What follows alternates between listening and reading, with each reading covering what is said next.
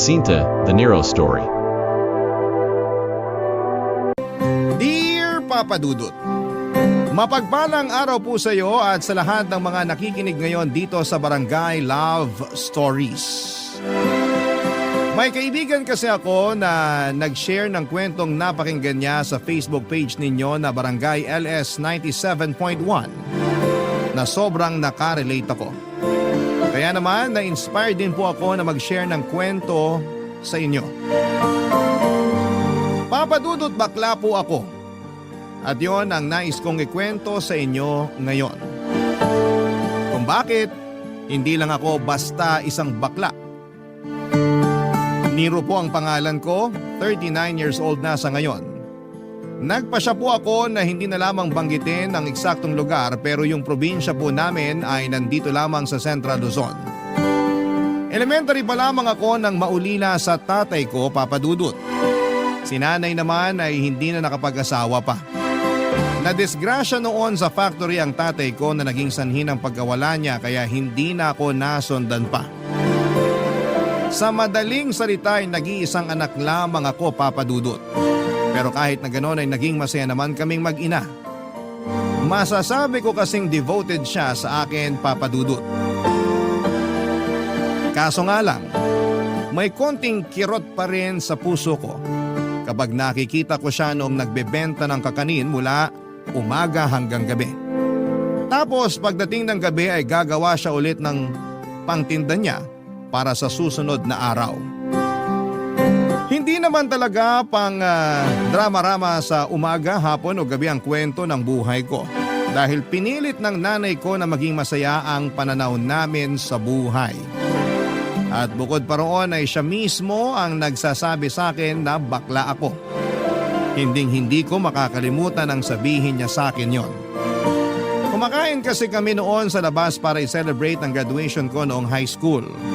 Nakapagtabi kasi siya noon kahit konti. Kahit maliit lang ang kinikita niya ay nagawa pa niyang paghandaan yon. Doon na nga po kami nagkaroon ng marami-raming kwentuhan.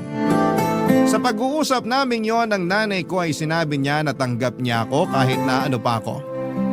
Kaya naman hindi na rin ako natakot noon na aminin sa kanya ang katotohanan. Bago kasi yon ay nagpapanggap lang ako kay nanay na may gusto akong ligawan na babae. Itago na lang natin siya sa pangalang Rana. Anak siya ng pinagkakautangan namin at sa totoo lang, kaya ko lang naman gustong ligawan si Rana ay dahil sa pagkakautang namin sa tatay niya. At yung sinasabi ng tatay niya na bagay kami. Hindi ko po talaga mahanap kung saan banda dahil kung tutuusin, mas babae at mas marunong pa akong mag-ayos ng sarili kesa kay Rana, Papa Dudut.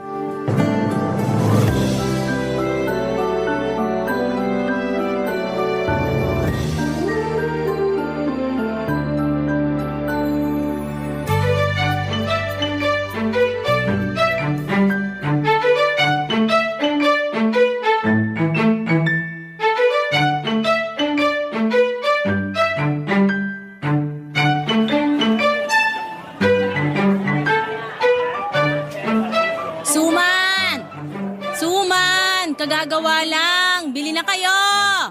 Ma, gusto mo ako na lang taga-sigaw mo? Bakit? Handa ka na bang lumadlad sa pagiging Becky mo? Sino naman may sabi na magboboses bakla ako? Ikaw talaga. Kapag ako lang ang kasama mo, di mo kailangan magpanggap. Pinapahirapan mo pa sarili mo sa pagtitigas-tigasan eh. Sa bahay, ako po si Bria, ma. Pero pagdating dito sa labas, ako si Nero. Kakabagan ako sa iyong bata ka. Yung boses mo, parang galing pa sa ilalim ng lupa. Bata? Correction po, ma. Dalaga na ako. May monthly period na nga ako eh. Magtigil ka nga. Sumasakit na tiyan ko sa kakatawa sa'yo. Mabuti pa, magtinda ka na lang. Sige na nga. Buti na lang, wala pa akong racket ngayon. Alam mo nak, hindi mo naman kailangang rumakit. Sapat nang may trabaho ka. Hindi pa naman tayo nagigipit ng sobra para maghanap ka pa ng kung ano-anong racket. Ma, maluho po ako, kaya kailangan ko yun. Paano na lang yung pampakinis ko ng muka? Ikaw kasi, ang dami-dami mong pinaglalagay dyan sa mukha mo. Siyempre ma, importante yun. Kung di ko yung ginagawa, wala nang magiging pagkakaiba tong mukha ko sa rough road papunta sa sitio natin. O siya, sige na. Alam ko naman na gusto mo lang maging maganda. Kaso natatakpan pa ng panlalaki mong pormahan. No choice ma. Saka na lang po ako mag-out pag alam na rin ng mga kaibigan ko. Bukod po kasi sa inyo, sila ang dapat na unang makaalam. Tama ka naman dyan. Tsaka kaibigan mo naman yung mga yun. Sigurado ako na maiintindihan ka nila at susuportahan ka sa kung sino ka talaga. Ay, sana nga po ma. Sana katulad mo sila para di na ako mahirapan magsabi. Sus, nararamdaman ko, nak. Matatanggap ka nila. Basta ba wag mo nang patagalin yan eh. Mas maganda kasi na masabi mo yung totoo nang mas maaga. Alam ko naman po yun. Medyo kinakabahan lang ako ng konti kasi alam nyo na, matagal ko nang alam sa sarili ko na bakla ako eh pero nagpapanggap akong lalaki pagkasama ko sila. Ano na lang kaya iisipin naman ngayon? Lalo na si Sev. Alam ko iniisip mo na baka mandiri sila sa'yo. Kasi sa buong panahon na magkakasama kayo, posibleng pinagpapantasyahan mo na mga katawan nila, ganon ba? Parang ganun na nga ma. Eh di ba't bakla rin naman yung isa niyong kaibigan, si Paul? O natanggap naman siya ni Sev, di ba? Ikaw pa kaya? Ewan ko po ba ma? Hindi ko talaga maiwasang mag-overthink eh. Ay nako, sa isip mo lang naman yan. Ay, teka, di ba may pupuntahan kang party? Birthday nung si... Ano na nga bang pangalan ng kapatid ni Sev? Kira po. Ay oo, yun nga. Naku, napakagandang bata nun. Sigurado ko maraming manliligaw yun. Mukhang marami nga ma. Kung straight nga lang akong lalaki, baka niligawan ko na yun. Kaya ayun, binabakura na ni Sev. Protective na kuya. Eh kahit naman ako, kung ako nanay ni Kira, kahit sa langaw, di ko siya padadapuan. Ganon. Porke tunay na babae. Sige ma, magpalit ka na ng anak. Ay sus, nagtampo naman agad. Huwag ka nga dyan. Alam mo naman na ikaw lang ang nag-iisang dalaga ko. Talaga? Oo nga. Kung mahal kita nung di ka pa umaamin, mas lalo kitang minahal nung inamin mo sa akin na bakla ka, nak. Kahit ano pa maging gender mo, pwedeng magbago ang itsura mo, pananamit at pananalita, pero kahit kailan, hindi magbabago na anak kita. Papadudot kahit nakahinga ng maluwag at masaya na rin akong malaman ng nanay ko na bakla ako. Pakiramdam ko ay meron pa ring kulang. Hindi ko pa kasi nasasabi sa mga kaibigan ko ang tungkol doon. 3 kami sa barkadahan, 4 kung isasama sa bilang yung kapatid ni Sev na si Kira. Napalapit na rin kasi siya sa akin, papadudot. Kaedad ko si Sev at dahil pareho kami noon na masipag mag-aral, consistent honor student kami mula elementary sa isang public school. Si Sev yung tipo ng tao na totoong maginoo at magalang. Si Paul naman yung ampon namin ni Sev. Mas bata siya sa amin pero dahil matalino talaga, accelerated siya noon. Lagi siyang napagdidiskitahan ng mga bully. Bukod kasi sa mas matalino siya kesa sa karamihan ay medyo malambot din siya kung kumilos at magsalita noon paman, papadudot. High school pa lamang kami ay sinasabi na niyang mas pinili niyang maging straight dahil sa mga stricto niyang mga magulang. Tinanggap naman namin siya pero hindi ko pa rin napigilang makaramdam ng kalungkutan. Mabuti na lamang at lagi nakasuporta sa akin ng nanay ko na bukod sa para ko ng best friend ay masasabi ko ring Mother of the Year sa sobrang pagiging supportive. Kahit na kasi 58 anyos na ang edad niya ay nasasabayan pa rin niya ako sa mga trip ko sa buhay.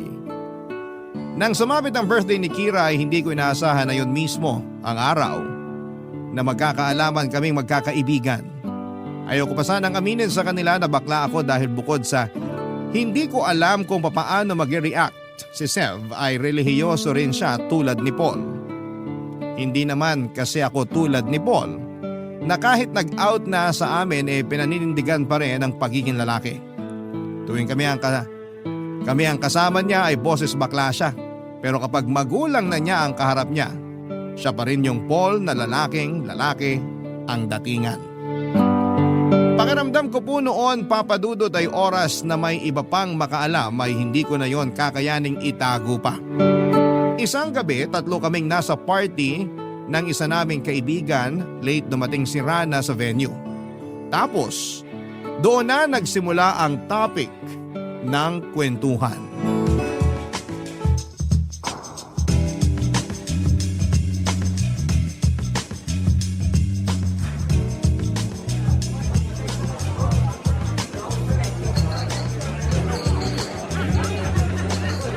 Uy, Niro. Si Rana oh. Mukhang kadarating lang. Nakikita ko, may mga mata rin naman ako. Mukhang ang sama ng gabi mo ah. Nakaka-bad trip kasi. Ayoko na nga nirereto sa akin yung si Rana eh. Labo mo ha. Samantalang dati, kating-kati ka naligawan yun. Anyari? Sa tingin nyo, mukha ba talaga magugustuhan ko yun? Oh, ba't parang tumaas na yata standards mo sa babae? Oo nga. Galit pa rin ba sa'yo yun? Mukhang di naman siya galit sa akin. Ginitian niya ako nung nag-abot ako ng hulog namin sa utang eh. Tsaka pagkakaalam ko, may boyfriend ng afam yan. Dadalhin na nga araw siya sa Switzerland eh. Teka nga, tama ba narinig ko? Afam? Oo, afam. Bakit? Bakla ka ba? Ha? Sa mga bakla ko kasi madalas naririnig yung afam-afam na yan. Pero seryoso ha, kung pinatulan mo lang sana si Rana, wala na sana kayong utang sa tatay nun. Ikaw naman kasi, masyado kang pihikan. Ano ba talaga gusto mo sa babae? Pareho kayo ng gusto. Pinagsasasabay mo dyan, Paul. Joke lang. Pero ang gwapo naman kasi ni Niro para kay Rana. Wala naman yan sa itsura ng tao, kung gwapo man o maganda. Sus, nagsalita. Para namang walang nasabi sa akin si Kira. May nireject ka raw sa school dati. Gwapo naman yun. Paanong gwapo? Gwapo na tomboy o lalaki? Sev, okay ka lang ba? Parang kinamot na puwet mukha mo ha. Pulang-pula oh. Alam mo, buwisit ka talaga no? Si Niro yung pinag-uusapan natin, di ba? Pwede rin naman na ikaw muna yung pag-usapan, tapos ako. Alam nyo, ang papangit nyo kabanding. Mas pangit ka banding yung baklang nagpapanggap na straight. Kesa naman sa mga baklang di makapag-out. Eto na nga. Sinasabi ko na nga ba eh. Sabay pa talaga kayo ha. Huwag na kayong mahiya. Ayaw nyo yun. Same-same lang naman pala tayong tatlo. Sabi nga, birds of the same fabulous feather flock together. Pero, dito pwede malaman ng tatay ko. Mauna na ako. Baklang yun?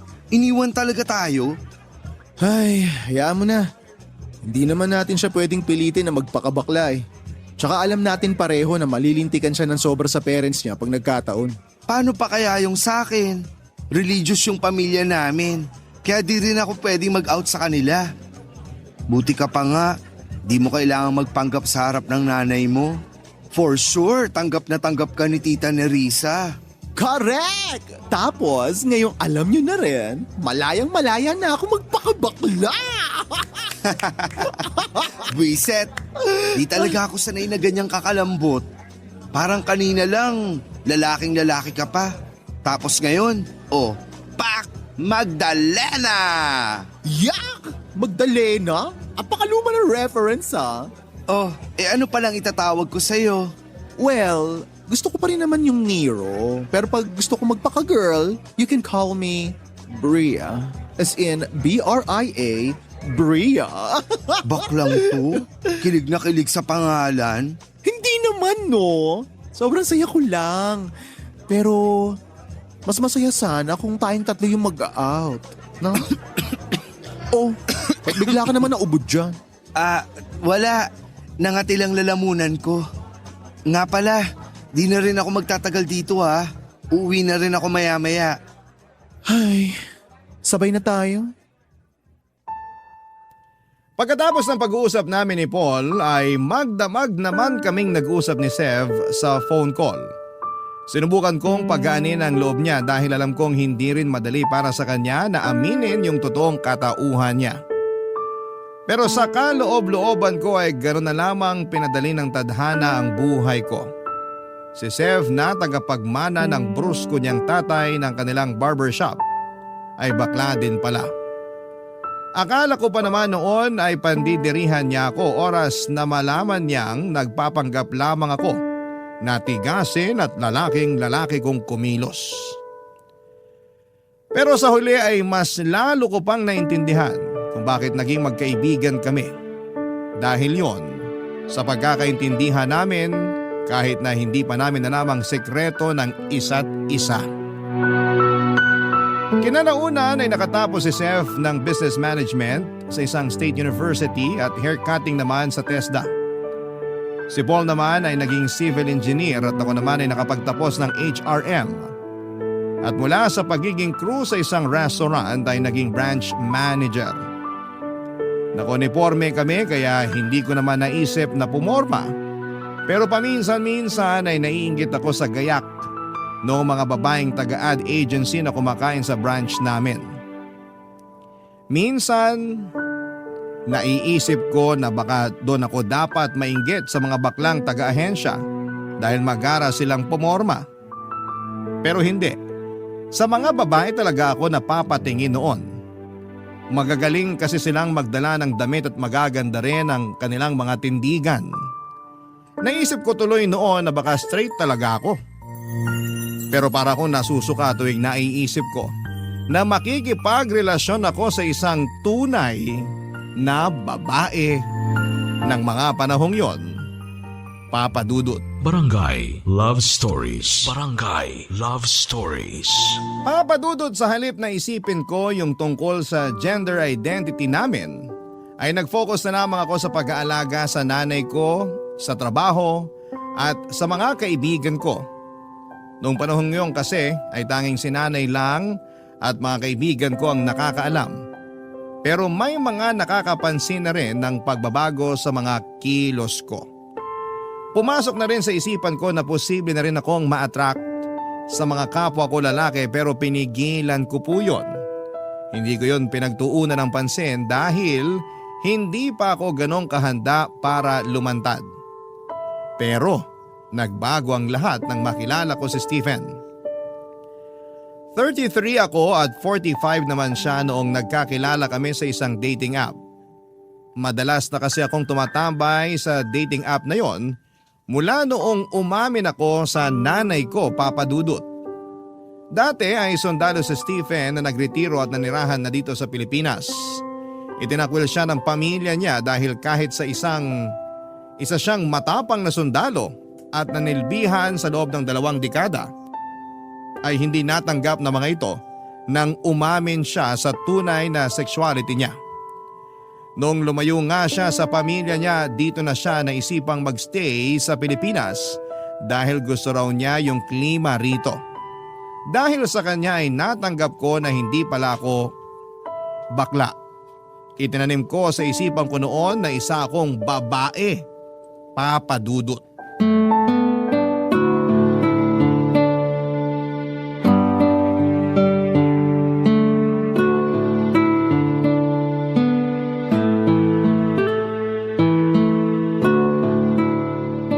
Nak, kumain ka ng marami. Parang nangangayayat ka na. Ma, ayoko pong tumaba. Sus, di ka naman tataba agad sa 1 cup rice na kakainin mo ngayon? Ma, di nga po ako tataba sa 1 cup of rice na sinasabi nyo. Pero araw-araw mo naman po yan sinasabi sa akin. Eh di tataba rin ako. Ay teka, maiba ako. Di ba't nagkita na kayo kahapon nung boyfriend mong kano? Opo, ma. Di ka man lang ba magkukwento? Baka naman magkaapo na lang ako bigla.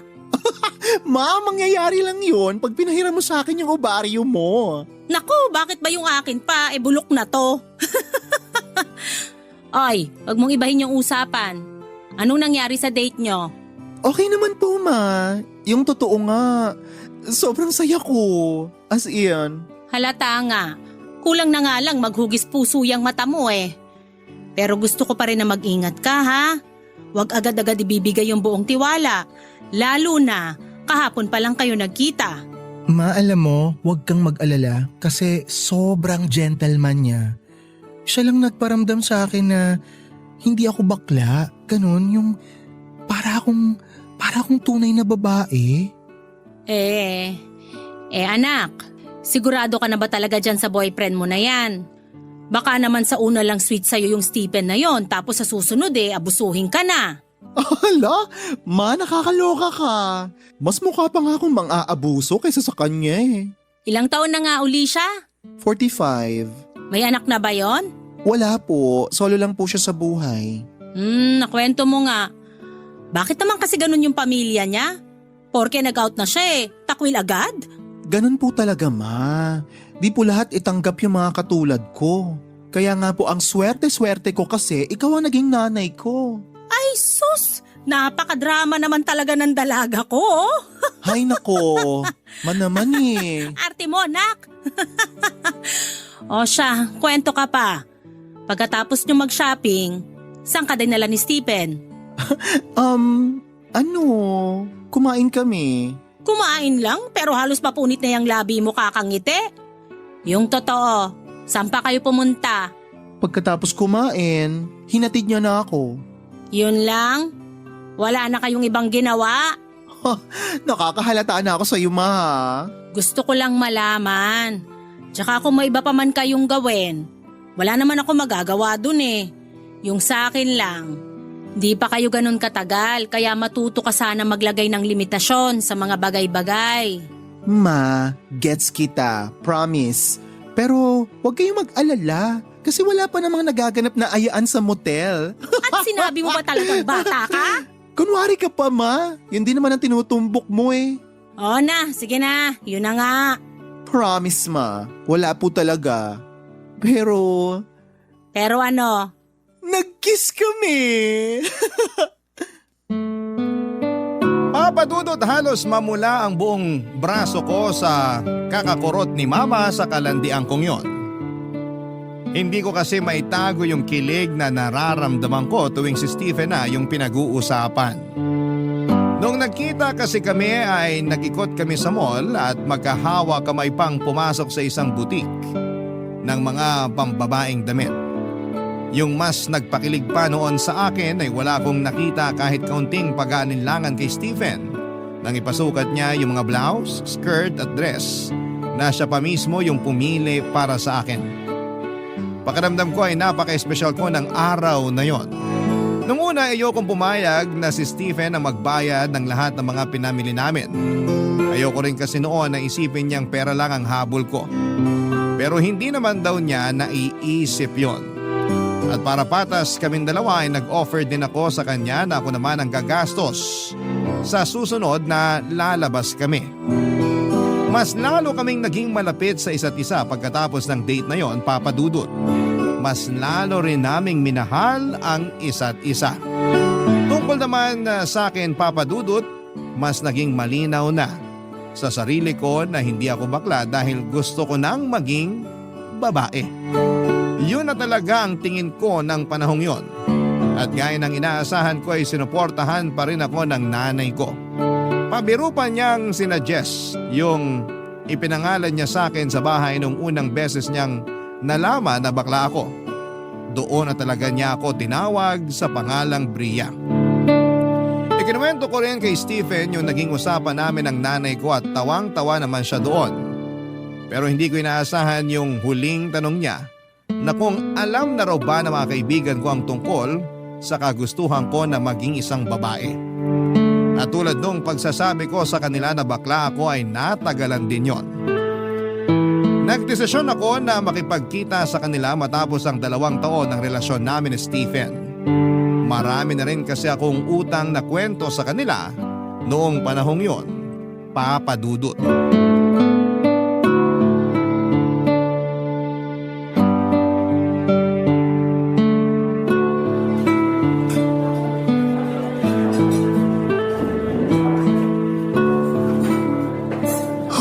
Bakla, kumusta? Tagal natin di nagkita. Oo nga. Ikaw ang laki na ng pinagbago mo. Mukha ka ng babae. Hay, anong mukhang babae? Babae talaga ako, no? Effort na effort nga ako sa pagme-makeup ko, Halata nga. Tsaka yung braso mo, ang ganda. Hindi namumutok yung muscles. Sus, ano ka ba? Dati nang ganyan mga braso ko, di nyo lang napapansin kasi lagi ako naka-jacket. Lagi bang naka-jacket? Parang itong si Sev. Uy, ba't ang tahimik mo dyan? Pwede bang hinaan yung mga boses nyo? La, inaano ka ng boses namin, bakla? Oo nga, tayo-tayo lang naman magkausap dito. Baka kasi may makarinig na kakilala ng parents ko tapos sabihin, mga bakla kasama ko. O bakit? True naman ah. Tsaka di lang kami no, ikaw rin. Shh, ano ba? Huwag sabi maingay eh. Sus, takot na takot. Sige nga, pagmasdan mo nga yung mga tao dito sa restaurant kung mukha ba sila may pakialam sa atin. Oo nga naman. Busy rin lahat sa pagkakwentuhan, no? Kaya huwag ka ng KJ dyan. Sumali ka na lang sa usapan para mawala sa isip mo yung parents mo. No ka ba? Ngayon na lang kaya tayo nagkita-kita. Ay, sige na nga. Pero di ako magboboses bakla ah. Kayo na lang. Fine, sinabi mo eh. So, Nero, Bria, nagkita na nga kayo ng sugar duty mo? Oo, nung first meet namin, nagkita kami sa restaurant. At box, hindi lang siya basta kainan ha, pang mayaman. Sus, nakapagtataka pa ba yun? Yamanesa naman yung ginawa mo. Pagkakataon mo na yan para makaahon sa kahirapan, bakla. Sira, wala akong balak na perahan yun no. Totoong gusto ko siya at mahal ko siya. We, kahit malaki agwat ng edad nyo? Bakit? Nagmamatter pa ba ang edad ngayon? Bakla, basta mahal nyo ang isa't isa, go for gold. Kaya ganun kami ng baby ko. Baby? Umayos ka nga. Tanda-tanda na nun tapos tatawagin mong baby. Alam mo kasi Sev, lumabas ka na sa closet mo. Para hindi ka nagkakaganyan. Tinan mo oh, ang bitter-bitter mo. Di ako bitter no. Di ko lang talaga magets kung bakit sa matanda mo pa naisipan makipagjowa. Pwede naman sa kaedad mo lang. Dami kayang gwapo dyan sa tabi-tabi. Hay nako, kung gwapo lang ang hanap mo, marami talaga dyan sa paligid. Pero yung lalaki na magmamahal ng totoo sa katulad ko at kaya kong irespeto, nabibilang lang yun sa daliri. Bonus na lang na paldo-paldo siya, no? Ay, oo na. Di naman ako mananalo sa'yo sa usapang to. So, kumusta nga first meeting nyo? Yun na nga. Tinawag niya ako na baby girl. Tapos, napaka-gentleman niya. Kung itrato niya ako, feeling ko, babaeng-babae ako. Ay, napakaswerte ko talaga kay Stephen. Ano pang ginawa nyo? Kumain lang talaga? After namin kumain, dinala niya ako sa mall. Nag-shopping kami. Oh, kala ko ba? Hoy, alam ko yung iniisip mo. Hindi ako nagpabili sa kanya. Ayoko nga tanggapin yung mga binili niya para sa akin eh. Kasi ayokong isipin niya na pera lang ang habol ko. Pero sabi niya, pwede naman daw na minsan, ako naman yung gagastos para sa aming dalawa. Sa bagay, afford mo rin naman gumastos tuwing lalabas kayo. Branch manager ba naman eh? Parang sira. La, nagpabebe. Porke out ka na. Lakas na ng loob mo magaganyan kahit nasa public place tayo ha. Bakit? Out ka na rin naman ah. Takot ka lang sa parents mo. Kayo ni Sev. Ay, wag na natin sila pag-usapan. Pero Bax, seryoso ha? Happy ako for you. As in, sobra. Buti ka pa nga kasi malaya mo nang mafe-feel at may papakita kung ano ka talaga. Samantalang ako, eto pa rin, nagtatago sa panlalaking polo shirt. Tapos tigas-tigasan pag nasa harap ng parents. Alam mo, kung gugustuhin mo lang talaga, kaya mo. Kayang-kaya mong ipaglaban yung kalayaan mo na maging totoo sa sarili mo para mailabas mo yung totoong ikaw. Papadudot nalungkot ako para kay Paul dahil kahit gaano pa niya kagusto na maipakita kung sino talaga siya ay hindi niya yon magawa dahil sa takot niya sa mga magulang niya. Lahat ng yon ay kabaliktaran naman ng nanay ko, Papadudot.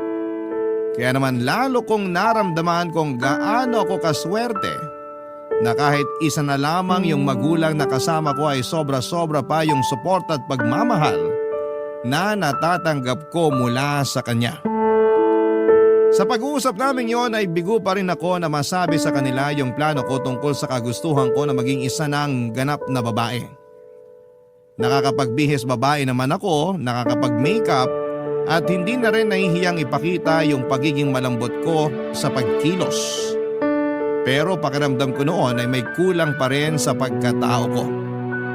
Pakiramdam ko ay may kailangan pa akong gawin.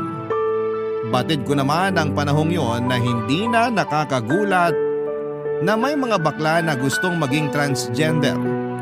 At proud din sila na ipakita sa buong mundo yung malalaking pagbabago sa kanila. Kaya na-inspire din ako, Papa Dudut. Batid ko na marami ang tutol sa ganito at hindi pa rin kami lubusang tinatanggap ng iba. Pero sa ganong paraan kasi mas nararamdaman ko na babae talaga ako at hindi lang isang bakla. Doon ako mas nagiging masaya. Hindi ko naman nakalain na susuportahan din ni Stephen ang kagustuhan ko na maging transgender. Akala ko kasi hindi niya yon magugustuhan pero sa ginawa kong pagpapakatotoo sa kanya ay mas lalo pa niya akong minahal. Barangay Love Stories. Barangay Love Stories. Papadudot na nga ako sa akin noon si Stephen na siya magpapagawa ng dibdib ko. Natuwa naman ako at hindi na yon tinanggihan pa. Pero nang maalala ko ulit yung mga kaibigan ko na sina Paul at Sev na wala pang alam sa plano kong yon ay nagkaroon na naman ako ng alinlangan na sabihin agad sa kanila yon. Ang kaso mas mahirap naman kung magugulat na lamang sila sa makikita nila. Sakaling makipagkita ulit ako sa kanilang dalawa. Siguro iniisip ng iba kung bakit gano'n na lamang kahalaga para sa akin yung magiging opinyon ng mga kaibigan ko. Pero gusto kong gawin yon. Gusto kong ipaalam sa kanila yung magiging pagbabago ko dahil isa sila sa mga pinanghuhugutan ko ng lakas ng loob. Para ko na kasi silang mga kapatid. Papadudot nag-decide ako na makipagkitang muli sa kanila para makipag-usap. Pero sa pagkakataong yon ay hindi na kami kumain pa sa labas. Nagpahanda na lamang ako kay mama ng pagkain para doon na lamang kami sa bahay mag-usap-usap. Wala namang problema yon sa nanay ko dahil matagal na rin niyang kilala sina Paul at si Sev at parang anak na rin ang turing niya sa kanila. Excited ako na sabihin sa kanila na magkakadibdib na ako, Papa Dudut.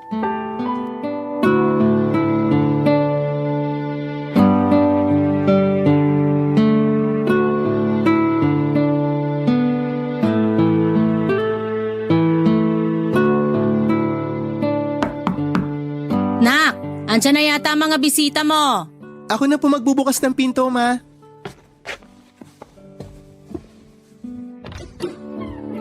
Uy, mga bakla! Pasok kayo! I miss Pasok you! na raw tayo, Sev. Aba, nandito pala si Mother Earth. Pabeso naman po. Sus! Napaka-sweet talaga ng mga ampon ko. O siya, lapit na rito nang makapagbeso-beso. Ang bango mo, Nay. Talaga? Naku, di ka lang pala sweet. Bolero ka rin. Oh, itong si Paul. Sosyal na. Pabeso-beso na lang. Ako po magmamano na lang. Nako, kunwari ka pa, Sev. Alam ko naman na rumarampa ka rin tulad nitong dalawang kaibigan mo. Hindi po ako bakla. Hoy Nero, anong sinabi mo kay Nay Risa? Sus, oo na, Sev. Di ka na bakla. Wala namang sinabi sa akin si Nero. Pero, hindi ako bulag at mas lalong hindi ako manhead. Sa tagal nyo ng magkakaibigan, para ko na rin kayong mga anak, kaya kilalang kilala ko na kayo, no? Basta alam nyo ko, kung saan kayo masaya, doon ako. O, narinig nyo naman si mama, di ba? Kaya wag na magpanggap, mga mare. Nandito lang naman tayo sa bahay. Nay Nerissa, pwede po bang paampon muna? Aba, walang problema. O siya, alis na muna ako. Mag-enjoy kayo rito sa bahay. May mga pagkain na doon sa kusina. Bye, Mother Earth. Ingat ka. Salamat, Paul. O, nakaalis na si mama. Upo na kayo dyan sa sofa para makapag-usap na tayo. Ano bang meron? Ikakasal ka na ba? Uy, Sev ha, di pa ako ready. Pero gusto ko yan. Kahit nagustuhin mo, wala namang same-sex marriage dito sa Pilipinas. Uy bakla, wag kang bitter dyan. Daming bansa sa labas ng Pilipinas, no? Isa pa, yamanesa naman si Fafa Stephen itong si Nero / Bria. So ano nga yung pag-uusapan? Ano kasi, di ba parang mga kapatid ko na rin kayo? Mga bakla tayo, remember? Kayo lang. Huwag yun na ako idamay kasi mapapatay ako ng tatay ko. Ano ka ba? Desisyon mo yan, Sev. Kung ayaw mong maging bakla, edi wag. Madali kasi para sa'yo na sabihin yan kasi tanggap ka ng nanay mo. Kung alam nyo lang, gabi-gabi ako nagdarasal na sana pagising ko. Meron na akong lakas ng loob na sabihin sa tatay ko kung ano talaga ako. Pero tuwing naririnig ko siya kung gaano niya ako ipinagmamalaki, na ako yung tagapagmana niya ng barbershop niya at malapit ko na siyang mabigyan ng apo, nawawala yung tapang ko. Huwag ka iiyak, mahahawa ako, please lang. Hindi ako iiyak. Na-master ko na kung paano kontrolin yung luha ko. Ikaw na lang kasi makakapagpatuloy ng lahi ng pamilya niyo. Kaya nga ang swerte mo, kasi naging madali lang sa'yo ang lahat. Ay, kung pwede lang talaga kayong ampunin ng nanay ko. O siya, tama na tong kadramahan natin. Ano na nga yung sasabihin mo sa amin? Yun na nga mga mare. Magpapagirl na ako. Ha? Paanong magpapagirl? Palong-palo ka na nga oh. Kulang na nga lang umabot makeup mo hanggang ngala-ngala. Magpapagawa ka? Oo, magpapagawa ako ng dibdib ko pero yung iba ba, hindi pa sure. Alam na ni Mama, okay naman sa kanya. Paano yung trabaho mo? Bahala na. Sa ngayon, yun lang muna ang alam ko. Yun ang priority ko. Susuportahan naman ako ni Stephen. Talaga? Galing naman. Suportahan niyo na lang kasi ako. Please? Seryoso ka ba? Gusto mo na suportahan kita? Di mo nga naisip na lalo akong pagdududahan ng tatay ko dahil sa gagawin mo. Napaka-selfish mo naman. Sev, ano ba? Sinabi ko to sa inyo kasi kaibigan ko kayo. Kasi akala ko, susuportahan niyo ako. Akala ko, may intindihan niyo. Ang hirap mo kasing intindihin. Di ka ba nakontento sa pagiging bakla mo? Swerte mo nga dahil walang kahirap-hirap yan sa'yo. Pero sana, naisip mo muna na hindi lang ikaw yung apektado ng gagawin mo. Papadudod, sobrang sama ng loob ko matapos ang pag-uusap namin yon ng mga kaibigan ko. Excited pa kasi ako noon na magkwento sa kanila dahil bukod sa nanay ko, sila yung gusto ko na unang makaalam noon. May mga nasabi pa noon si Sev na nakainsulto sa akin. Hindi pa raw kasi ako nakontento sa kung ano ang meron ako at sa kalayaan na makakilos bilang isang babae. Naintindihan ko naman yung punto niya ng sandaling yon. Ayaw niyang madamay sa kabaklaan ko dahil sa tatay niya. At kapag nalaman nito na nagpakababae na talaga ako'y iisipin itong may impluwensyahan ko rin si Sev.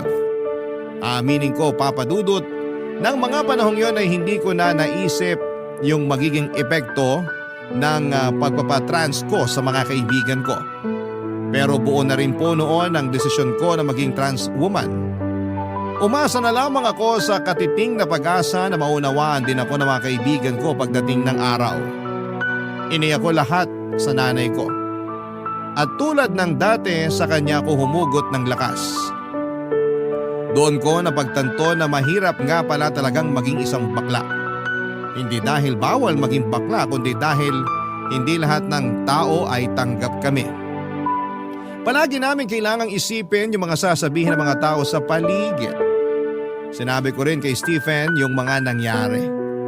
Tulad ko ay nadismaya rin siya at nalungkot. Pero nanatili pa rin yung suporta niya sa akin at hindi binawi yung pangako niya na sasagutin niya ang pagpapagawa ko ng dibdib. Papadudot.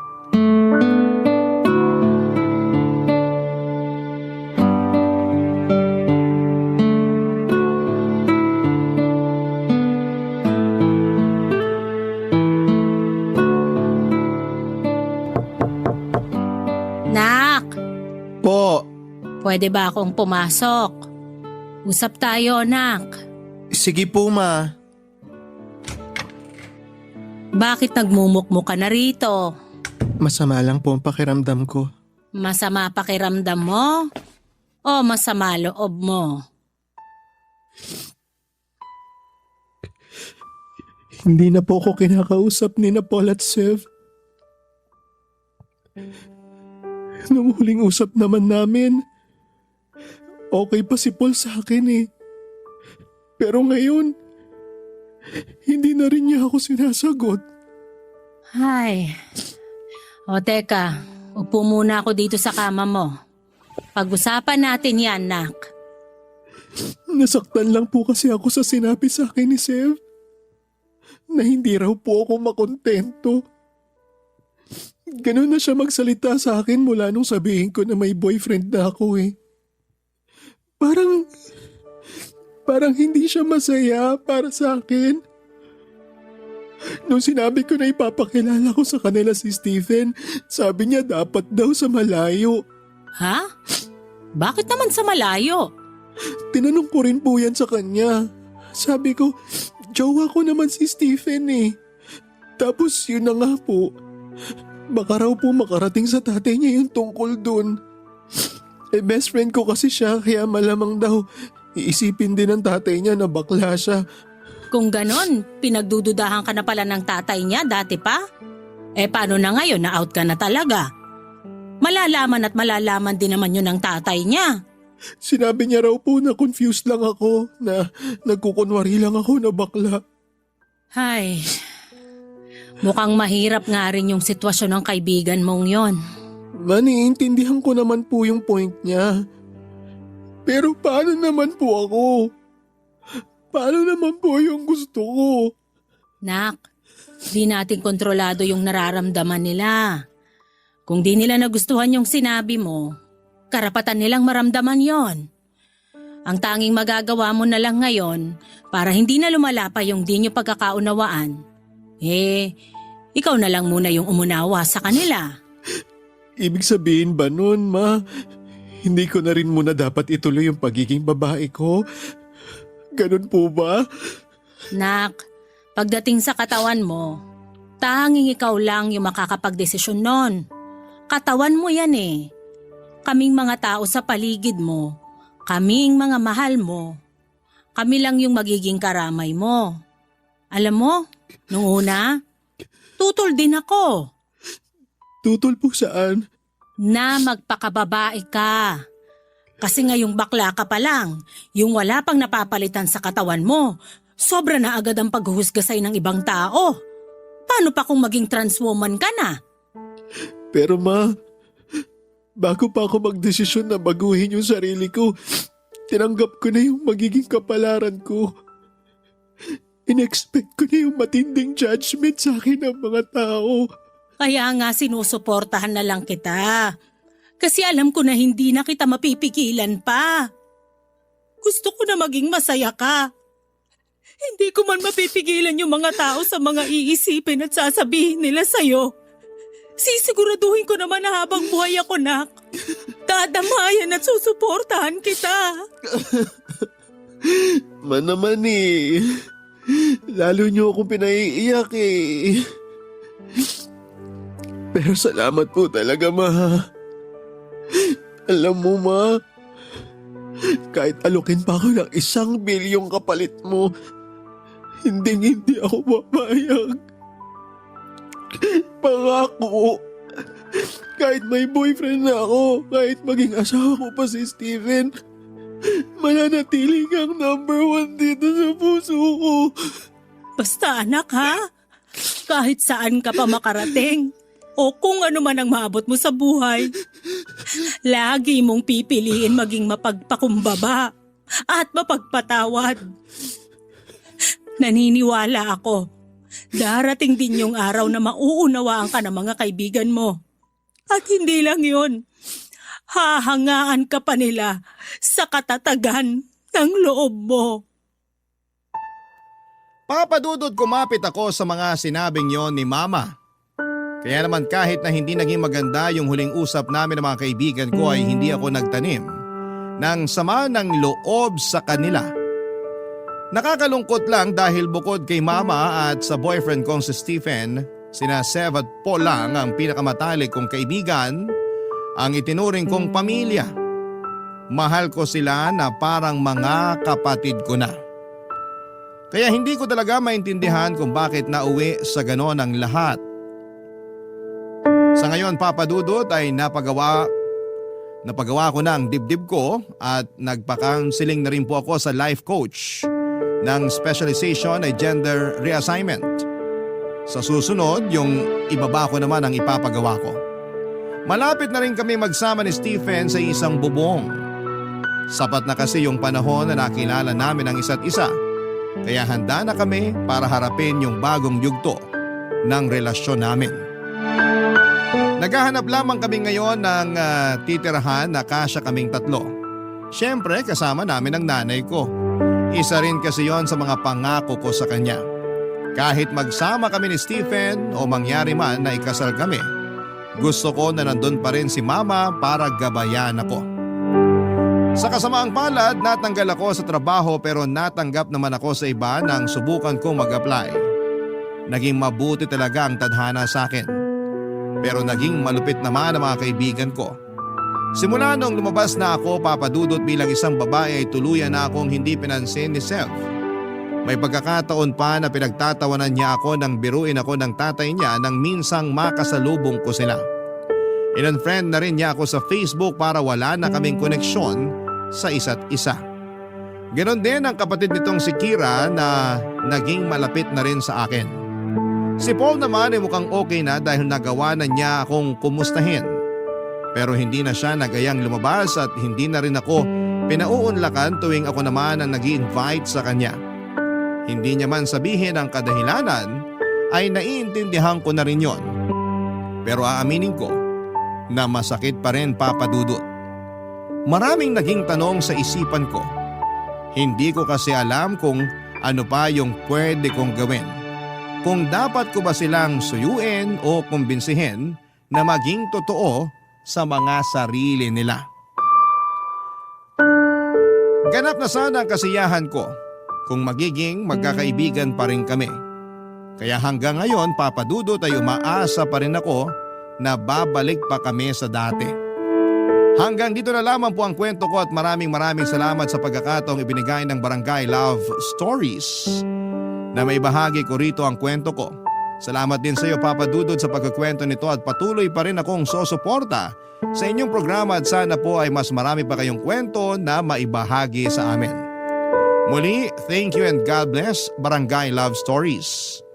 Ang inyong forever kapuso at kabarangay, Nero. Dear Papa Dudut, magandang araw po sa iyo at sa mga katulad kong panatiko ng Barangay Love Stories. Sa totoo lang ay araw-araw ko kayong tinututukan sa Barangay LS at minamarathon ang mga Barangay Love Stories na ina-upload ninyo online.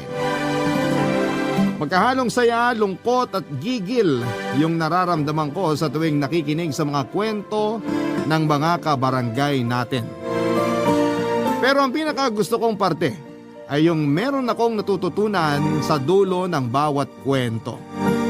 At yun ang dahilan kung bakit nag-decide akong sumulat sa programa ninyo para magbahagi ng aking karanasan.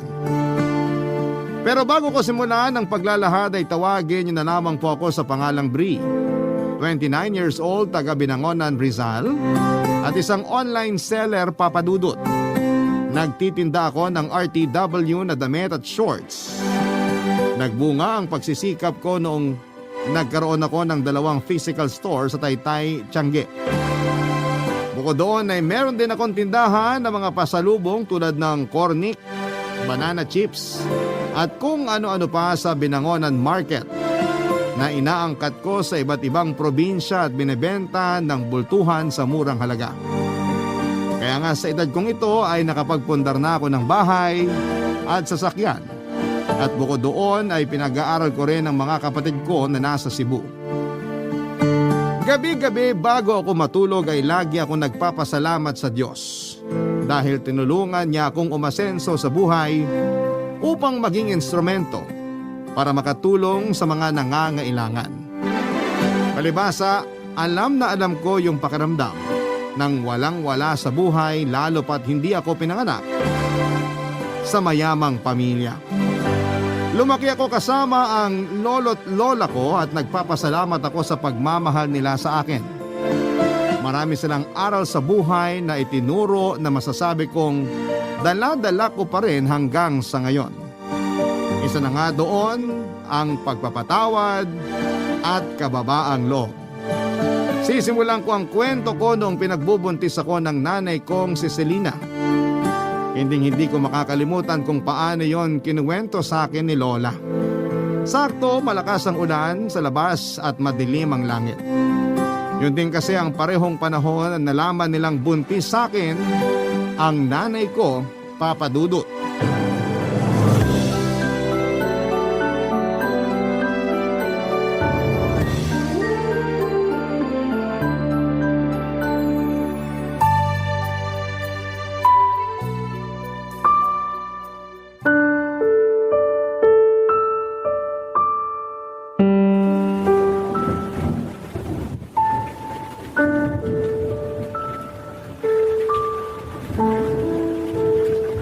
Bakit ngayon mo lang sinabi sa amin ng tatay mo na buntis ka?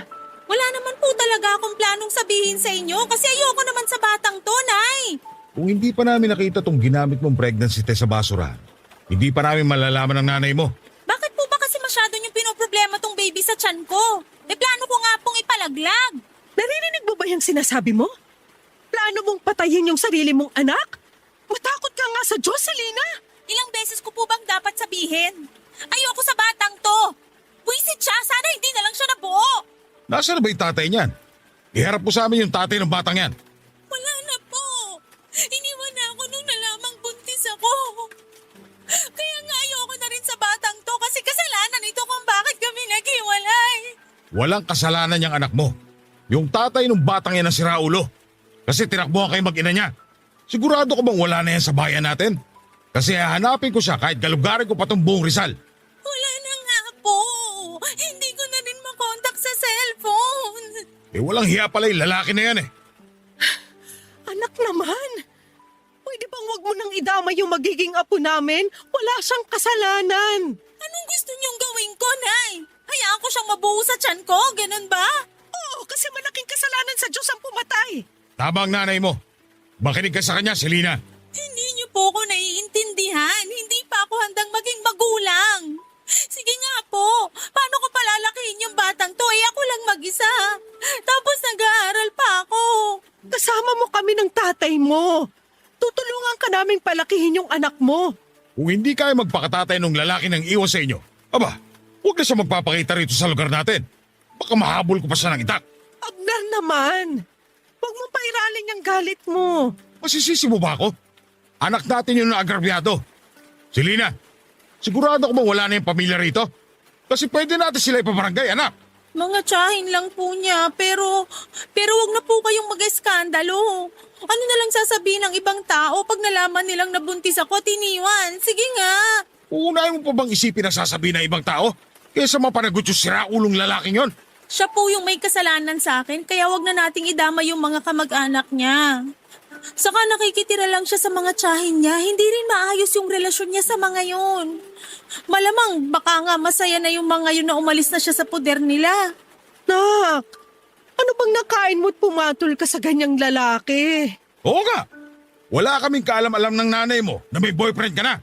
Nasa tamang edad na naman po ako ah. Nasa tamang edad ka na nga para mag-boyfriend kaya dapat pangatawanan mo rin yung bunga ng pakikipagrelasyon mo. Nay naman eh, ayaw ko nga po sa batang to. Huwag mong idama yung bata dahil wala siyang kasalanan. Saka matakot ka nga. Anak mo yan, Selena. Apo namin. Kaya huwag na huwag mo siyang gagawa ng masama.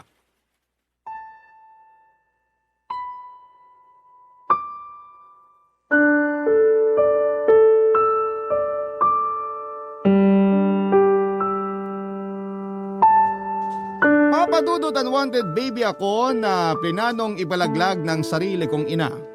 Nung nalaman ko yon kay Lola ay hindi ko na napigilang mapaluha. Kahit na sinabi ko sa sarili ko na handa na akong malaman ang dahilan kung bakit ayaw sa akin ng nanay ko ay masakit pa rin na ginusto niya akong mawala, Papadudot. Pero buti na lamang kasi at hindi natuloy dahil kina lolo at lola. Sa huli, nakumbinse rin daw nila si nanay na huwag akong ipalaglag. Pinagpatuloy ng nanay ko ang pagbubuntis sa akin hanggang sa maipanganak ako sa isang pampublikong ospital sa Angono taong 1995. Umasa sina lolo at lola na magbabago ang tingin sa akin ng nanay ko. Yun bang magugustuhan niya ako sa oras na makita na niya ako. Pero sinabi ni lola na hindi ako magawang titigan o buhatin man lang ni nanay noong pinanganak na niya ako. Kamukha ko raw kasi ang tatay ko na nang iwan sa amin kaya naman mas lalo lang siyang nagalit sa akin. Kaya sina lolo at lola na lamang ang nag-asikaso sa akin. Dahil sa pagbubuntis sa akin ni nanay ay kinakailangan niyang huminto sa pag-aaral. Ayaw niya raw kasing maging tampulan ng tukso sa klase nila at isipin ng ibang tao na pariwara siyang babae. Graduating na sana siya sa kurso niyang business management pero naantala yon nang dahil sa akin. Kaya nga nung sumunod na taon ay nag-enroll ulit si nanay para tapusin ang kanyang pag-aaral, Papa Dudut.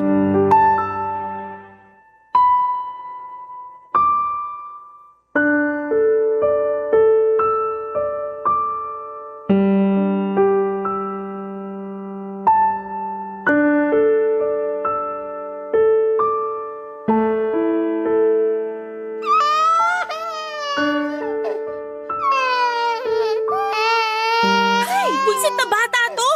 Pwede ba tumahimik ka muna? Kitang nagre-review ako eh. Ayaw mo talagang tumahimik ha? Ayaw mo talaga ha? Sige, halika. Dapat sa'yo tinatapon sa labas.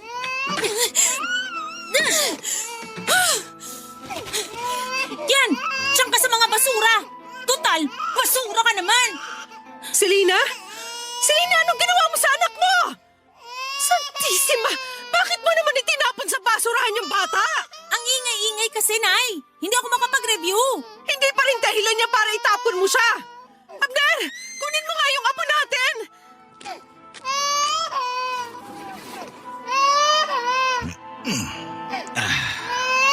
Tahan na, apo. Tahan na. Pumasok na tayo sa bahay. Doon tayo mag-usap. Sige na, Abner, mauna ka nang pumasok sa loob ng bahay. Ano bang pumasok sa kokote mo, babae ka? Baka nakakalimutan mong anak mo yung batang yan. Anak ko nga, pero di ko naman gusto. Kayo lang naman ni tatay yung nagpumilit na buhayin ko yan at ipanganak eh. Kahit makaunti, wala ka talagang pagmamahal para sa anak mo. Wala po, tay. Sira ang Aray ulo ko ka naman, pala, Nay. babae Bakit ka niyo eh. po ako binatukan? Baka sakaling maalog yung utak mo at maisip mo na magbago yung tingin mo sa anak mo. Kahit na anong gawin niyo sa akin, kahit na batukan niyo pa ako uli, iuntog sa pader at paluin, hindi na magbabago tingin ko sa batang yan. Hindi ka namin pinalaki ng nanay mo para maging masamang ina sa anak mo. Pero ayaw ko nga po sa batang yan. Kayo lang naman ni nanay yung pilit ng pilit sa akin na gustuhin niyang maingay na yan eh. Dapat kasi di nyo na yan dinampot dun sa basurahan. Baka sakaling may magka-interes sa kanya ng mga basurero. Hindi na talaga namin alam ang gagawin namin sa'yo ng tatay mo, Selena. Matakot ka nga sa karma, nak. Baka hindi mo na lang namamalayang bigla kang singilin sa mga pinagkagagawa mo sa sarili mong anak. Hindi po ako natatakot sa karma, Nay. Mabuti pa kami na lang mag-aalaga sa anak mo. Huwag mo na siyang lalapitan kasi kawawa lang siya sa'yo. Buti po naisip nyo yan. Kayo lang naman ni tata yung pilit ng pilit sa akin sa batang yan eh. Ayoko nga po dyan. Kahit siguro anong mangyari, kahit tumanda na ako, hindi ko pa rin yan magugustuhan. Kasi para sa akin, malas sa buhay ko yung batang yan. Buisit, napakaingay pa. Mag-ingat ka sa mga sinasabi mo dahil baka bumalik sa iyo kamalasang yan. Saka hindi malas tong anak mo. Kasalanan mo rin naman kung bakit nabuntis ka na maaga. Kasi maaga ka rin lumandi. Anong sabi nyo, Tay? Abner naman, huwag mo namang sabihin yan sa anak mo. Ba't di ko sasabihin ka? Namumuro na yung anak mo. Hoy, Selena, naturinga ka pa naman nag-aaral pero parang wala kang pinag-aralan. Simple pagrespeto nga sa amin ng nanay mo, nakakalimutan mo. Napakatigas ng ulo mo. Hindi ka marunong makinig kapag pinagsasabihan. Tapos ngayon na nagbunga yung pagiging suwail mo, biglang hindi mo na kaya at ayaw mo ng pangatawanan tong anak mo. Ayus-ayusin mo yung ugali mong yan. Kung ayaw mo, palayasin kita sa pamamahay na to. Palalayasin niyo ako, Tay? Aba, bakit hindi? Wala kaming anak na kasi sama ang ugali mo. Hindi naman siguro kailangang umabot tayo sa ganyan. Kaya pagsabihan mo yung anak mo, kasi palalayasin ko talaga yan. Napakabastos! Walang modo! Galit na galit daw si Lolo noon kay nanay ayon sa kwento sa akin ni Lola. Ewan daw ni na Lolo't Lola kung anong elemento ang sumapi sa nanay ko para ilabas ako ng bahay at ilapag kasama ng mga basura. Yun daw yung mga tipo ng pag-uugali o kilos na tipong nababasa lamang ni Lola sa mga kwento. Masyadong mainit ang tagpo ng eksenang yon ayon kay Lola. Hindi naman daw ako sinut ng nanay ko sa basurahan. Ipinatong niya lamang ako sa may basura na nasa gilid ng pinto sa labas ng bahay. Matapos magsabi si Lolo na palalayasin niya ang nanay ko ay kitang-kita nila yung takot sa mga mata ng nanay ko. Kaya naman simula noon ay hindi na niya ako pinagdiskitahan pa. Pero mas naging overprotective sa akin ng lolo at lola ko at hindi na rin nila pinapalapit sa akin si nanay. Kung ako ang magkakaanak ay hindi ko magagawa sa anak ko ang ginawa sa akin ng nanay ko. Kaya nga hanggang ngayon ay hindi pa rin ako makapaniwala kung paano niya naatim na itapon sa basurahan na para bang hindi niya kadugo at hindi nanggaling sa sinapupunan niya ng 9 na buwan. Buti na lamang to the rescue ulit sina lolo at lola. Kaya wala namang nangyaring masama sa akin noon. Iyak ako ng iyak nang ikwento sa akin ni Lola kung ano nga ba ang mga nangyari noon. Pero lagi rin niyang sinasabi na huwag magtatanim ng galit sa sarili kong ina dahil masama yon. Pagkalipas nga ng 1 taon ay nakagraduate na si nanay at sobrang saya ni na lolo at lola dahil sa wakas ay nagbunga na ang paghihirap nila sa pagpapaaral sa nanay ko. Nagdesisyon si nanay na magtrabaho sa Cebu noong nakatanggap siya ng job offer doon. Agad siyang nag-asikaso ng requirements para makalipad papunta doon. Nangako siya kina lolo at lola na magbabakasyon pa rin sa amin para dalawin ako, Papa Dudut. Pero hindi yon natupad dahil lingid sa kaalaman namin. Paraan niya lamang pala yon upang tuluyan na akong iwanan sa poder ng mga lolo at lola ko ng mga panahong yon, Papa Dudut. Barangay Love Stories. Barangay Love Stories. Papa Dudut, bagaman wala akong tatay at kinalakihang nanay ay hindi naman nagkulang sa pag-aalaga at pagmamahal sa akin sina lolo't lola. Walang araw simula nang dumating ako sa buhay nila na hindi nila ako tinuring na mahalaga. Para sa akin ay hindi ko lang sila lolo at lola. Sila na rin ang kinilala kong mga magulang. Malungkot na hindi na ako binalikan ng nanay ko pero hindi naman ako nagtanim ng galit sa kanya. Inisip ko na lamang na balang araw ay maaalala niyang may anak siya at balikan niya at babalikan niya rin ako. Nagpapadala pa rin naman ng pera si nanay sa amin para may panggastos kami. Doon din kinukuha ang pambaon ko sa eskwelahan at pambili ng damit at gamit tuwing pasukan. Pero hindi na talaga siya umuwi pa sa bahay namin. Lagi ko noong naririnig na pinakikiusapan ni Lola si nanay kapag kausap niya sa cellphone na umuwi naman sa amin sa Binangonan para makita ako. Pero laging nagdadahilan si nanay na busy siya sa trabaho niya. Kapag sinasabi ni Lola na kausapin man lang niya ako ay mabilis na napuputol ang linya ng tawag at napapabuntong hininga na lamang si Lola. Pag nangyayari yon ay palihim akong umiiyak sa CR namin. Tapos maghihilamos ako ng mukha para hindi halata. Mahabang panahon ko nang hindi nakikita si nanay, Papa Dudut. Noong 18 years old na ako, kundi dahil sa iilang litrato ni nanay sa bahay, ay hindi ko na maaalala ang mukha niya. Masasabing naipon ng husto ang pagkasabi ko sa kanya. Kahit alam ko na hindi niya ako gustong makita, ako naman ay gusto ko pa rin makita ang nanay ko at mayakap siya kung pahihintulutan niya. Papa Dudut, isang araw ay mayroong binalita sa akin si Lola na labis na nagpasabik sa akin.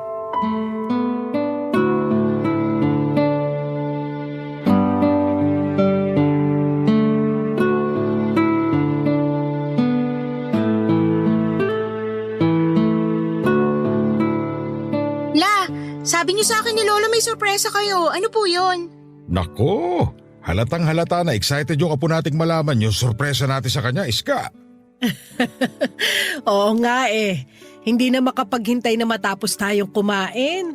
Sus, ano naman po pinagkaiba ko sabihin niyo na ngayon at mamaya? Sasabihin niyo pa rin naman po, La. Plano sana naming hindi muna sabihin agad kasi nga sorpresa. Kasi tong Lolo Abner mo, napakadaldal. Nalaman mo tuloy, Apo. Ako pa yung nasisi, excited lang naman yung tao. Ikaw talagang sisisihin ko, alangan naman yung kapitbahay. Sabi ko nga ako na may kasalanan. Ay, kapag talaga tinutoyo ang mga babae. Bakit? May reklamo ka sa toyo ko? Eh sabi mo nga sa akin nung nililigawan mo ko, handa ka maging siomay kapag tinutoyo ako, di ba? Huwag mong itanggi yan. Hindi ko naman tinatanggi, Iska. Gusto ko po sanang matuwa kasi ang sweet-sweet niyo kahit corny na minsan pero di niyo pa po sinasabi sa akin yung sorpresa niyo lang. Sige na po, gusto ko nang malaman eh. O siya, sige na nga. Total hindi mo rin naman kami titigilan, Apo. Kulit-kulit mo! Mana ka sa lolo mo. Ako na naman ang nakita. Okay lang yan, Lo. Ibig sabihin, ikaw lang ang nag-iisang lalaki sa paningin ni Lola kasi kayo lang lagi niya nakikita. Ay! Bigla akong kinilabutan dun ah. Grabe ka naman, La. Parang mas corny ka pa yata sa amin ng lola mo, Apo. Nakakasakit kayo ng kalooban, Lo. Gusto mo ba malaman yung sorpresa namin o hindi? Siyempre gusto po. Uuwi na ang nanay mo rito sa atin sa Makalawa, Bri! Talaga po? Hala, makikita ko na si nanay. Kaya lang, makagalit pa rin siya sa akin, La. Bakit naman magagalit ang nanay mo sa'yo? Wala ka namang ginagawang masama. Di ba ayaw niya nga sa akin? Sabi niyo tinapon pa niya ako sa basurahan nung baby ako. Matagal na naman yun. Sigurado nagbago na yung nanay mo. Kaya nga siya uuwi rito sa atin eh. Tama ang lolo mo.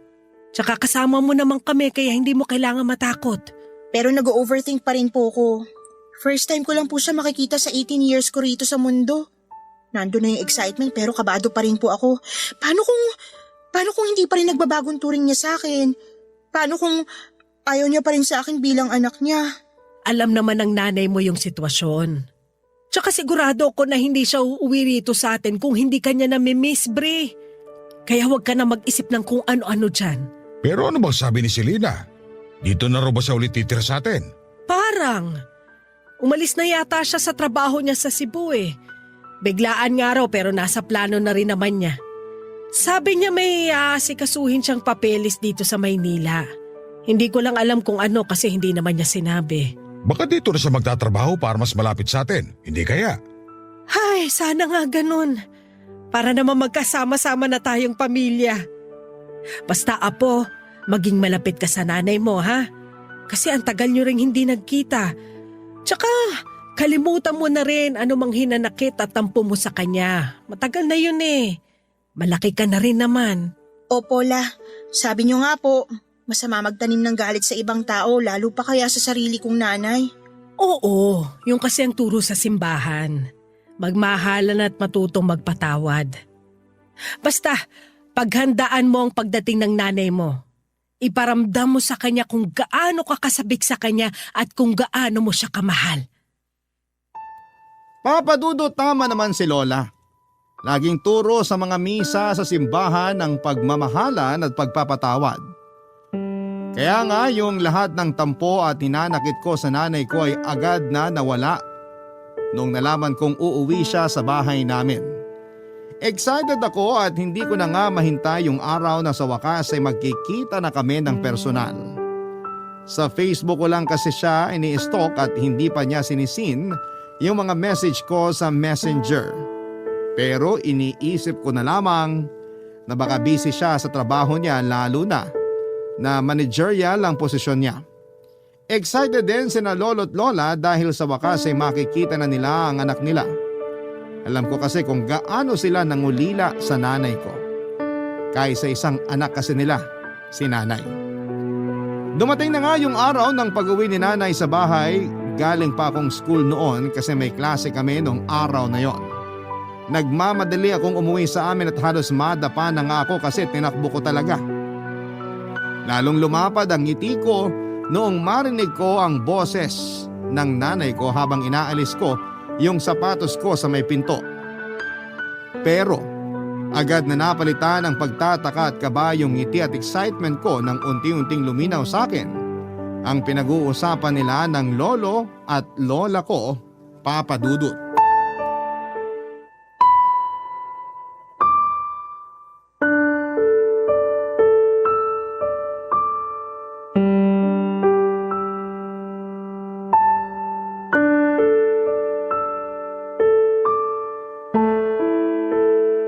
Umuwi ka lang pala rito para umalis din, nak. Akala ko pa naman dito ka na sa bahay uuwi. Sasamahan mo na kami ng anak mo. O inyo naman, Nay. Saka anong gagawin ko rito? Sige nga. Huwag kang ganyan magsalita sa nanay mo, Selena. Akala pa naman namin nagbago ka na, pero bastos ka pa rin. Di ko naman po binastos si nanay. Sinabihan ko lang naman siyang OA, ibig sabihin overacting. Wala naman po akong sinabi na dito na ako magtatrabaho. Mas lalong ayokong tumira rito sa bahay natin kasama kayo. Umuwi lang ako dito kasi kailangan ko mag-asikaso ng mga papeles para makalipad na ako pa Amerika. Ang layo ng Amerika rito sa atin, nak. Oo, Nay, at wala po akong pakialam. Matagal ko ng pangarap na makapag-abroad. Tapos ngayon meron na akong pagkakataon. Palalagpasin ko pa ba? Bakit kasi naisipan mo pang dun magtrabaho pwede namang dito na lang sa atin? Sino may sabi sa inyo na magtatrabaho ako dun? Mag-aasawa na po ako. Taga dun mapapangasawa ko, Nay. At pinapapunta niya ako dun. Sabi niya sagot niya mga gastos at pag-aasikaso ng papeles ko, pati pamasahe. Kaya pumayag na rin ako. Ano ka mo? Mag-aasawa ka na?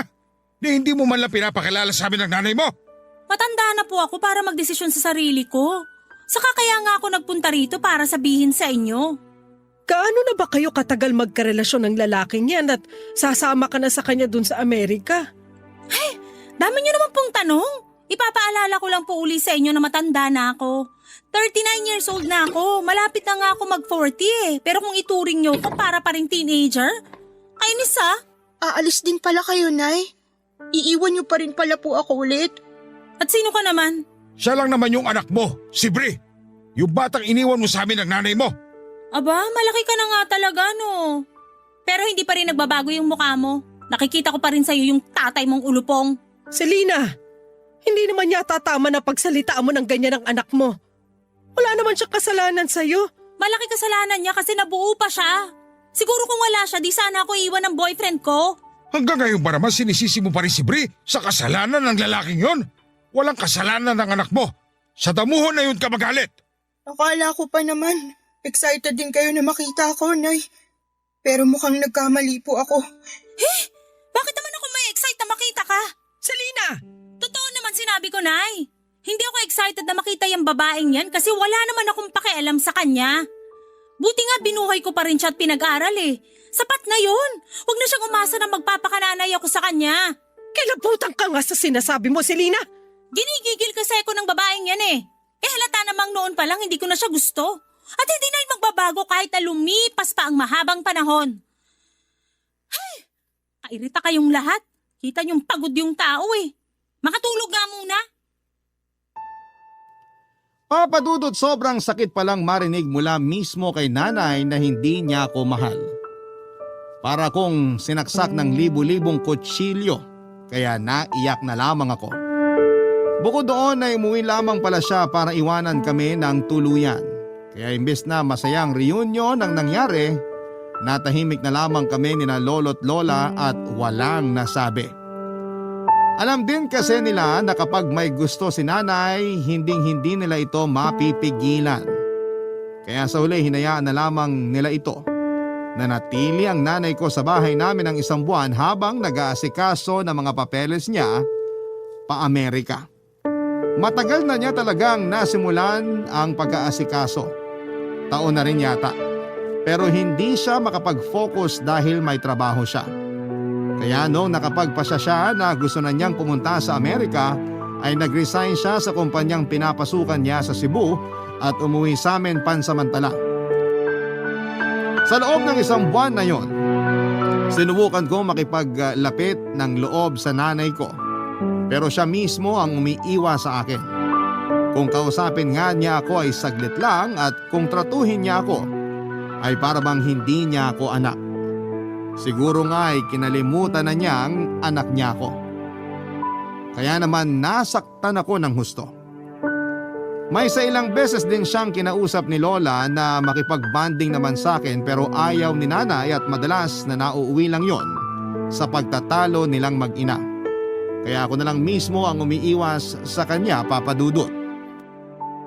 Nahihirapan lang ako dahil magkasama kami sa isang bubong. Tapos ganoon pa yung trato niya sa akin. Madalas ay busy siya sa cellphone at ka-video call yung fiancé niya. Tapos kakausapin lang niya ako para utusang ikuha siya ng pagkain o inumin.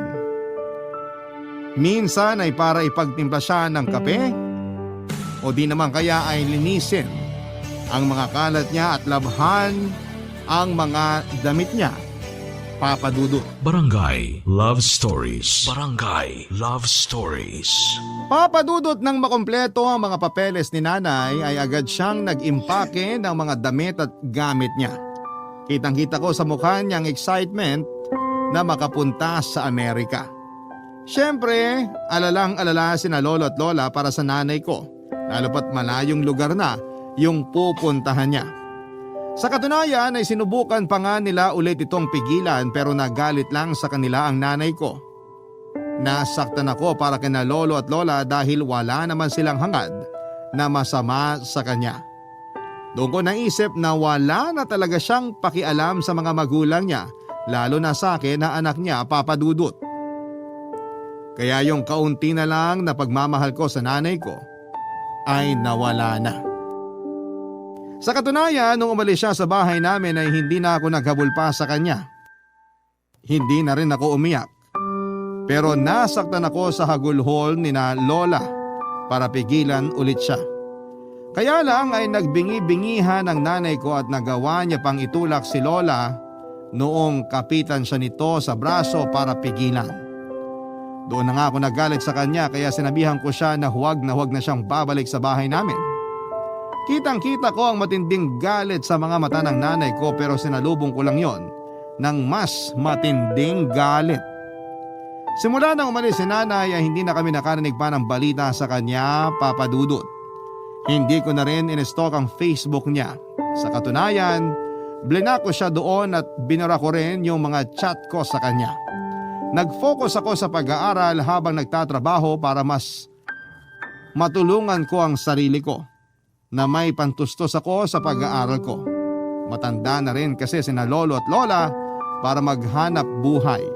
At naaawa na ako sa kanila lalo na tuwing nagreklamo sila sa rayuma nila. Napakasipag pa naman nilang magtinda ng mga gulay at prutas sa palengke. Doon nila ginamit ang huling pera na iniwan sa amin ni nanay bago ito umalis. Kaya nung nakapagtapos ako, pinangako ko kina lolo at lola na babawi ako sa kanila. Gusto ko silang bigyan ng maayos na buhay. Kaya nga naghanap ako ng mapapasukang trabaho. Swerte naman dahil nakapasok ako sa isang kumpanya. Pero sa totoo lang ay kulang na kulang pa rin ang sweldo ko lalo nung nagkasakit si lolo. Dahil sa katandaan ay naging mahina na ang resistensya niya. Pabalik-balik kami noon sa ospital nung nagsimula ang pandemic. Tinamaan siya ng COVID-19 virus dahilan para lumala ang kondisyon niya at tuluyan siyang kunin sa amin noong July 2020. Ang sakit-sakit mawala ng lolo. Pero sa kabila ng lahat ay nagpatuloy pa rin kami ni Lola. Pero noong 2022 ay muli kaming sinubok ng kapalaran nang ma-diagnose na may stage 2 ovarian cancer ang lola ko.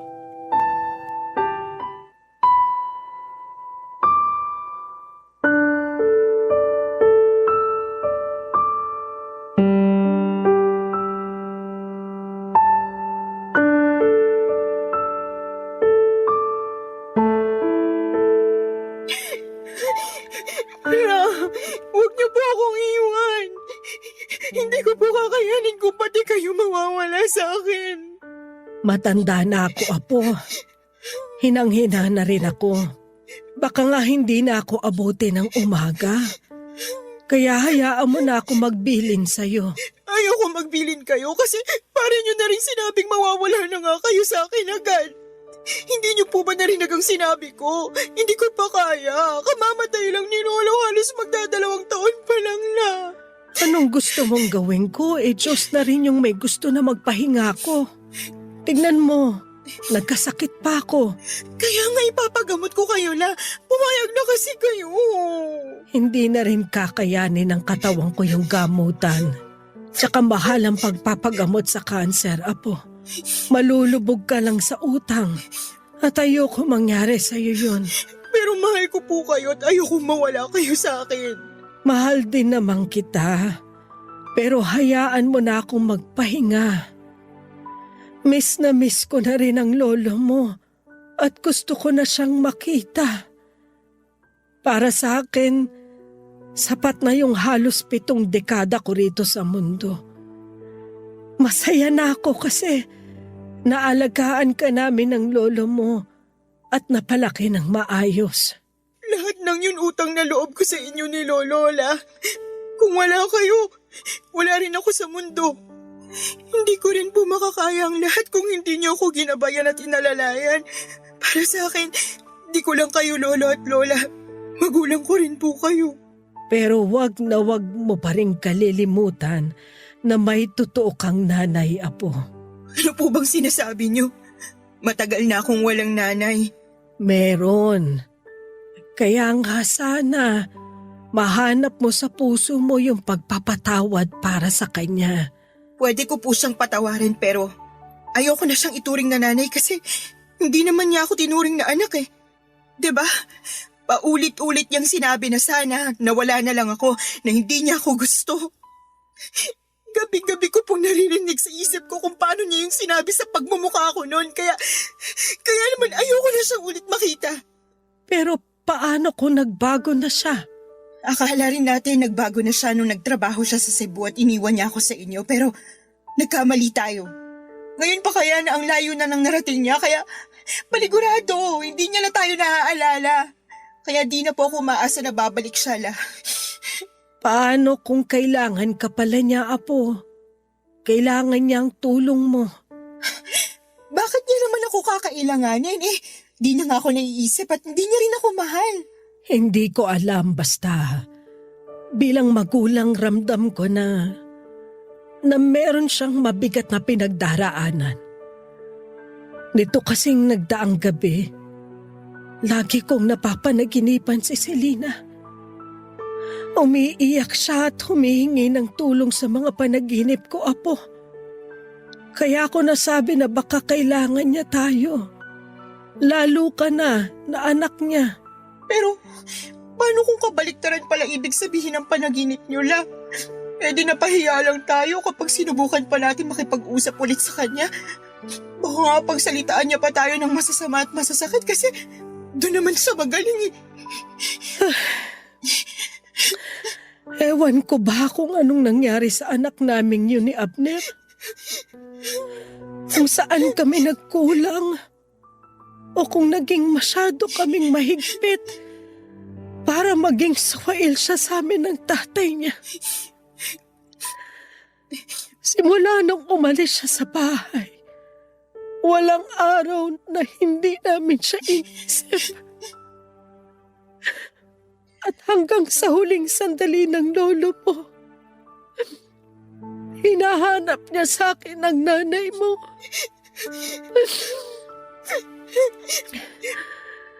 Kahit naman ako, kung pwede lang talaga, gustong-gusto ko na siyang makita. Ang dami kong tampo kay Selena. Dahil paano niya tayo natiis? Lalo ka na anak niya. Pero kahit kailan, hindi naman ako naghangad ng ikakasama niya. Sana, kung nasan man siya ngayon, nasa mabuting kalagayan siya. At kung loloobin ng Panginoon, sana magkita pa rin kayong mag-ina. Papa Dudut, ilang beses kong pinilit si Lola na magpagamot pero siya na nga ang tumatanggi. Hindi na rin daw kasi kakayanin ng katawan niya kaya naman tinanggap na lamang niya ang kabalaran niya. Siyempre, nalungkot ako. Umiyak ako pero sinabi ng lola ko na kailangan kong maging matapang lalo't lahat ng tao ay hahantong din sa kamatayan. Oo nga, pero nainis pa rin ako sa kanya noong mga panahong yon kasi hindi niya naiintindihan ang nararamdaman ko. Pag nawala siya sa akin, mag-isa na lamang ako. Pag namatay siya, wala na akong pamilya. Wala na rin akong dahilan para magpatuloy pa sa buhay ko. Dahil sa progreso ng sakit ni Lola ay mabilis siyang nanghina at noong taong ding yon ay tuluyan na siyang kinuha sa akin ang kamatayan. Durog na durog ang puso ko nang pati ang lola ko ay iwanan ako. Ilang beses ko pang tinanong sa Diyos kung anong kasalanan ko kasi ginawa niya akong ulila. Ni hindi ko pa nga natutupad ang pangako ko kina lolo at lola tapos ay nawala na sila kaagad sa akin. Madami akong katanungan na hindi na nasagot, Papa Dudut. Aminado ako na nalugmok ako sa matinding kalungkutan dahilan para mag-resign ako sa trabaho ko. Yun talaga yung masasabi kong darkest moment ng buhay ko. Maswerte ako dahil hindi pa rin ako pinabayaan ng Diyos. Tapos nakilala ko pa yung boyfriend ko na active member ng isang church. Inilapit niya ako sa Ama kaya unti-unti akong nakabangon at nagkaroon ng pag-asa. Simula noon ay naging miyembro na ako ng simbahan nila at aktibong dumadalo sa mga church services, Papa Dudut. Noong taon ding yon ay naisip kong sumugal sa negosyo kaya naman sinubukan kong magtinda ng RTW online. Pumatok naman. Tiyanaga ko lang hanggang sa nakaipon ako ng pera at dumami ang paninda ko. Tapos sinubukan kong kumuha ng pwesto sa Taytay, Tiangge hanggang sa nanganak na yung isa pang pwesto ng isa pang negosyo. Papa Dudut, sobrang saya ko. And at the same time ay thankful kay Lord dahil sa mga blessings niya para sa akin. Tapos last year lang ay nagpakasal na kami ng boyfriend ko pero wala pa naman kaming anak sa kasalukuyan. Noong January 2024, isang araw may nakarating sa akin na balita tungkol sa nanay ko na lubos kong hindi inaasahan. Meron daw siyang early stage ng chronic kidney disease at matagal na niyang iniinda ito. Pero ang pinagtataka ko ay anong ginagawa niya sa Cebu buong akala ko ay nasa Amerika siya. By the way, ang naghatid ng balita sa akin ay ang anak niyang babae na half-sister ko na 10 years old na. Lalong dumami ang mga tanong sa isipan ko ng mga panahong yon. Nakiusap sa akin yung bata na pumunta ako ng Cebu dahil gusto raw akong makita ng nanay ko. Ayaw ko na sana makipag-ugnayan sa kanya pero naalala ko yung sinabi sa akin ni Lola bago siya nawala. Ang magkita kami at magkapatawaran ng nanay ko.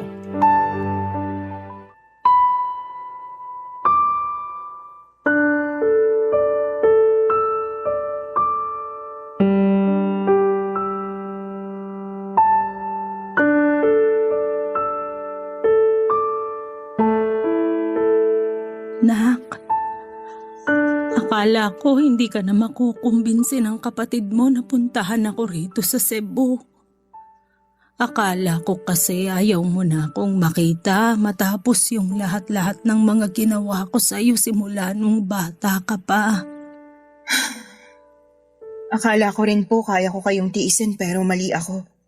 Kasi matapos kong makita yung pictures nyo na sinend ng kapatid ko, naawa po ko sa inyo tapos bigla na lang nawala yung mga tampo at galit sa dibdib ko. Kaya pumunta po ako agad dito para makita kayo. Kumusta na po ba kayo? Hindi maayos. Ang daming masakit, nak. Kahit puro na lang higa yung ginagawa ko, hindi pa rin ako makapagpahinga. Hirap din akong matulog sa gabi kaya pagod na pagod ako sa umaga. Buti na nga lang nandyan yung dalawa mong kapatid. Inaasikaso nila ako. Hindi ko kasi talaga kaya kung ako lang. Mahirap po talaga pag ganyang may sakit. Oo. Wala rin akong ganang kumain. Kasi pakiramdam ko masama sa akin lahat ng kakainin ko. Kaya po kayo lalong nanghihina kasi di kayo kumakain, Nay. Ewan ko. Pero naisip ko na baka karma ko na to kasi naging masama akong anak at nanay sa'yo. Kumusta na pala sina nanay at tatay? Bakit di mo sila kasama? Tungkol po sa bagay na yan, Huhulaan ko. Kasi matanda na sila. At ang alam ko may takot sa matataas na lugar si nanay. Kaya di mo talaga mapapasakay sa eroplano yon. Mahihiluhin din yon. wala na po sila ni Lolo, Nay. Ha? Ano bang sinasabi mo dyan? Patay na po sila. At hindi ko man lang alam. Anong klaseng anak ako? Ang sama-sama ko. Kumalma po kayo. Baka makasama sa inyo yung pag-iyak niyo eh. Hindi ko lang kasi mapigilan.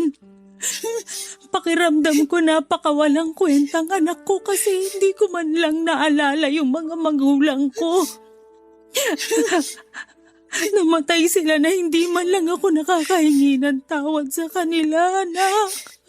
Namatay po si Lolo noong 2020 dahil sa COVID-19. Si Lola naman po noong 2022 dahil sa ovarian cancer. Ayaw niya na rin magpagamot kasi raw matanda na sila. Pero bago sila nawala, hinahanap nila kayo pareho, Nay. Miss na po nila yung kaisa-isa nilang anak. Miss na miss ko na rin sila. Pero hindi ko na sila makikita pa. Sigurado akong galit na galit sila sa akin. Hindi po. Hindi na sila galit sa inyo kasi matagal na nila kayong napatawad. Napatawad ko na rin kayo kasi tama si Lola. Nanay ko pa rin kayo. At mahal ko po kayo. Mahal na mahal din kita, anak. Patawarin mo ako sa mga nagawa ko sa'yo. Patawarin mo ako kasi ngayon lang ako nagkalakas ng loob na makipag-usap sa'yo. Naduwag kasi ako. Natakot na baka hindi mo ako mapatawad. Pero kinumbinsi ako ng mga kapatid mo na subukan ka pa rin nilang pakiusapan, nakausapin ako. Yun na lang kasi yung tanging hiling ko bago man lang ako bawian ng buhay. Hindi pa po kayo mamamatay, Nay. Huwag po muna kasi ngayon na lang ulit tayo nagkasama eh. Pero nahihirapan na ako. Wala na rin kaming perang pampagamot. Nalubog na rin kami sa utang at naubos lahat ng ipon ko. Hirap na kami, nak. Awang-awa na rin ako sa mga kapatid mo. Ang babata pa nila para maulila sa ina. Kaya nga po, lumaban po kayo. Huwag na po kayo mag-alala dun sa gamutan niyo kasi ako na po ang bahala, Nay. Kahit naman paano, may negosyo ako. At wala pa rin naman kaming anak ng asawa ko kaya maaalagaan ko pa po kayo. Basta wag po muna kayong sumuko, Nay. Kasi gusto ko pa kayo makasama ng matagal eh. Gusto pa rin naman kitang makasama ng matagal, nak. Gusto kong bumawi sa mga panahong hindi ako nagpakananay sa'yo. Kaya lumaban po kayo kasi marami pa po tayong gagawin na magkasama. Kasama yung mga kapatid ko. Ngayon na wala na sina Lolo at Lola, akala ko wala na rin akong pamilya. Hindi pa rin po ako pinabayaan ng Diyos kasi binalik niya kayo sa buhay ko para maging pamilya ko. Kaya ang saya-saya ko po, Nay. Masaya rin ako, nak. Salamat. Salamat kasi nagkita tayo uli. Kung alam mo lang na kinasabikan ko yung araw na to. Yung araw na makahingi ng tawad sa'yo. Pinapatawad ko na po kayo, Nay. Kaya dapat magpalakas po kayo, ha? Papa Dudut, ikinuwento ni nanay na hindi na natuloy yung kasal nila ng fiancé niya sa Amerika matapos itong atakihin sa puso 3 araw pagdating ni nanay doon. At dahil hindi naman siya pumunta doon para magtrabaho ay kinailangan din niyang umuwi sa Pilipinas pagkatapos ng libing. Sobrang gulo daw ng isipan ni nanay noon at hiyang-hiya rin siya sa amin kaya hindi na niya nakuhang umuwi pa sa bahay para magpakita. Nagstay daw siya sa kaibigan niyang taga Maynila at pumasok sa pinagtatrabahuhan nitong hotel bilang housekeeper. Doon niya nakilala ang tatay ng mga anak niya na tubong Cebu. Nung nabuntis siya ay umuwi sila sa probinsya nito sa Argao para doon na manirahan. Doon na rin pinanganak ang pangalawa nilang anak pero 5 buwan pa lang yung baby ay naaksidente yung kinakasama niya matapos itong mabagsakan ng hollow blocks sa ulo nang mapadaan ito sa isang ginagawang gusali. Nakomatos pa raw ito ng 1 linggo bago binawian ng buhay. Simula noon ay sinanay na ang nagtaguyod sa 2 niyang anak. Nagtinda siya ng street food sa mga eskwelahan at gumawa ng mga doormat at naglalako ng balot sa gabi bago siya nagkasakit at tuluyang huminto sa pagtatrabaho. Sobrang sakit na marinig lahat ng pinagdaanan ni nanay.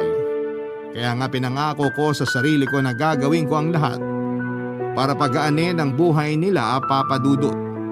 Sa kasalukuyan ay nasa Binangonan Rizal na sina nanay at ang 2 ko pang kapatid. Tuloy-tuloy ang pagpapagamot ni nanay at masaya ako kasi kinakikitaan namin ng progreso ang katawan niya. Pinabalik ko rin sa pag-aaral yung 2 kong kapatid at sinabihan sila na hanggat nabubuhay ako ay pagtatapusin ko sila ng kolehiyo. Kahit na masakit yung pinagdaanan ko sa kamay ng sarili kong ina, iba yung sarap sa pakiramdam. Noong natuto akong magpatawad, mas magaan sa dibdib at mas masaya ako ngayon na magkakasama na ulit kami. Hanggang dito na lamang po ang sulat ko at maraming salamat sakaling mapili po ninyong i-air ang kwento ng buhay ko. Sana po ay kinapulutan po ito ng aral at inspirasyon ng mga kabarangay natin. God bless and more power po sa Barangay LS 97.1 at sa Barangay Love Stories. Ang inyong forever, kapuso at kabarangay, Bree.